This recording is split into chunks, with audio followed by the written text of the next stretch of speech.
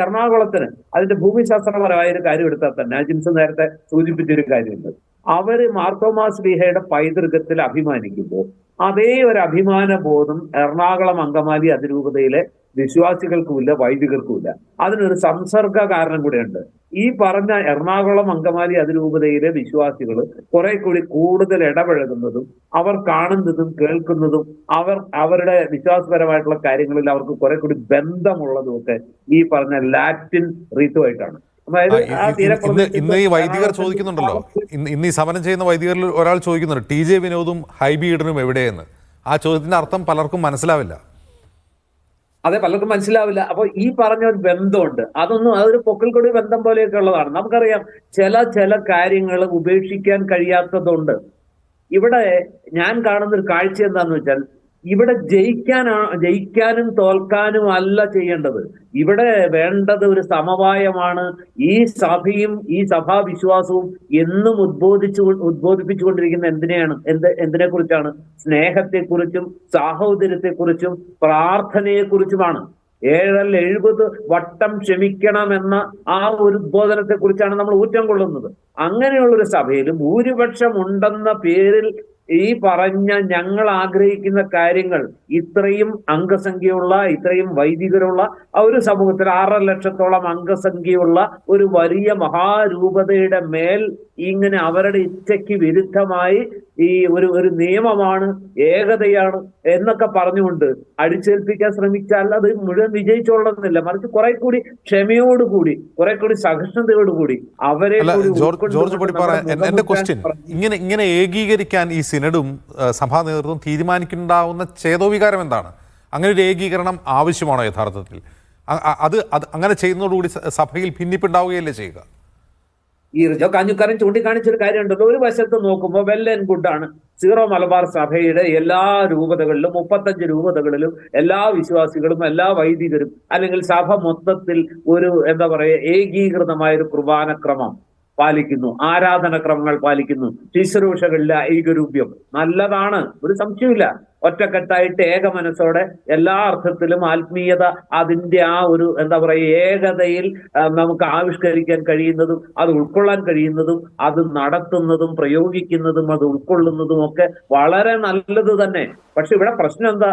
അത് നടപ്പാക്കാനുള്ള ഒരു ഐകരൂപ്യം അല്ലെങ്കിൽ ആ ഒരു ഐക്യം സഭയിൽ ഉണ്ടാകുന്നില്ല. ഇവിടെ 6 ലക്ഷത്തോളം വരുന്ന വിശ്വാസികളുള്ള ഒരു വലിയ ഐക്യം ഉണ്ടാവുന്നില്ല എന്ന് പറയുമ്പോൾ നോക്കൂ, ഇപ്പോൾ ഡോക്ടർ ചാക്കോ കാളാമ്പറമ്പിൽ എനിക്ക് തോന്നുന്നത് താമരശ്ശേരി അതിരൂപതയിൽ നിന്നുള്ള ആളാണെന്നാണ് ഞാൻ മനസ്സിലാക്കുന്നത്, തെറ്റാണെങ്കിൽ തിരുത്തണം.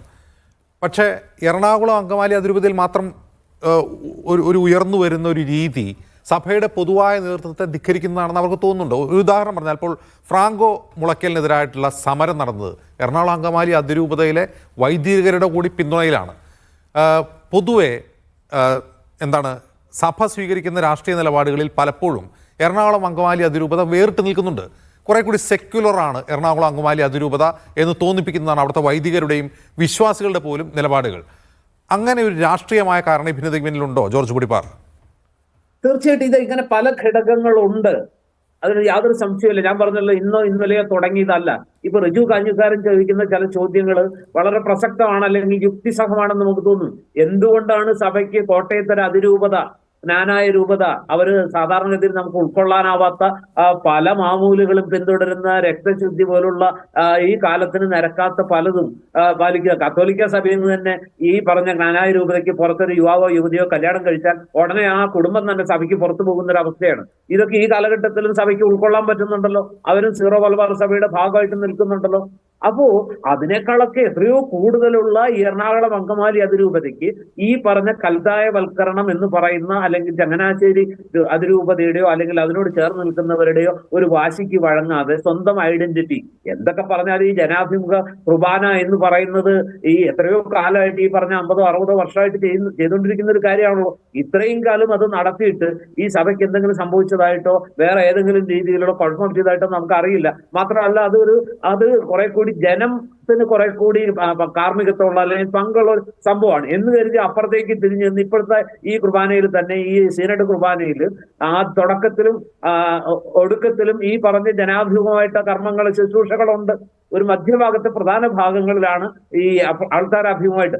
അത് പാലിച്ചാൽ ഉടനെ ആകാശം ഇടിഞ്ഞു വീഴുമെന്ന് ഞാൻ കരുതുന്നില്ല. തൃശ്ശൂർ ഇരിഞ്ഞാലക്കുടയിലും ഒക്കെ അല്ലെങ്കിൽ മറ്റു രൂപതകളിലുള്ള വിശ്വാസികളൊക്കെ ഇത് പൂർണ്ണ മനസ്സോടെ പൂർണ്ണ ആത്മാവോടെ ഉൾക്കൊള്ളുന്നുണ്ട്. അവർ ആ കുർബാനയുടെ ഭാഗമായി ആത്മീയ സാക്ഷാത്കാരം നേടുന്നുണ്ട്. പക്ഷെ എറണാകുളത്തുകാർക്ക് അത് സ്വീകാര്യമല്ലെങ്കിൽ, അവരിൽ മഹാഭൂരിപക്ഷവും അതിനെ ഉൾക്കൊള്ളാൻ തയ്യാറല്ലെങ്കിൽ, ഒരുപക്ഷെ അവരുടെ സെന്റിമെന്റ്സും അവരുടെ പാരമ്പര്യവും അവർ ഇതുവരെ ഉൾക്കൊണ്ട ആ ഒരു ജോർജ് പുടിപ്പാറയുടെ റിജു ചൂണ്ടിക്കാട്ടിയ മറ്റൊരു പ്രശ്നം കൂടിയുണ്ട്. ജോർജ് പുടിപ്പാറ, ഈ കുർബാനയല്ല പ്രശ്നം, അത് റിജുവിന്റെ വാക്കുകൾ കൂടിയുണ്ട്.